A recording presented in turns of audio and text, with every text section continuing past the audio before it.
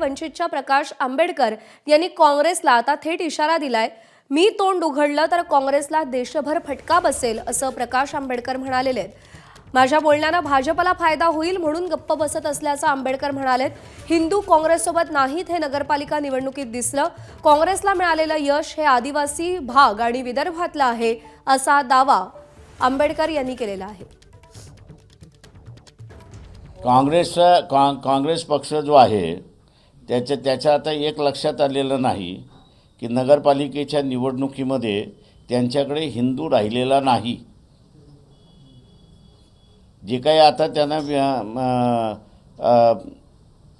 अध्यक्षपदाच्या निवडणुकीमध्ये यश आलेलं आहे ते आदिवासी भागामध्ये आलेलं आहे, विदर्भामध्ये।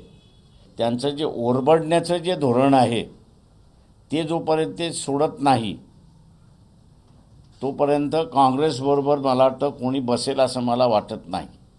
मी अजून माझं तोंड उघडलेलं नाही त्या ह्याच्यामध्ये, पण मी ज्या दिवशी उघडेन त्या दिवशी काँग्रेसला महाराष्ट्रभर नाही तर देशभर फटका बसेल।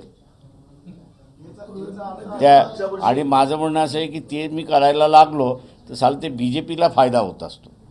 त्याच्यामुळे काही गोष्टी ज्या आहेत त्या गुलदस्त्यात ठेवून आम्ही असणारा काँग्रेसला समजवण्याचा प्रयत्न करतोय। ABP माझा, उघडा डोळे बघा नीट।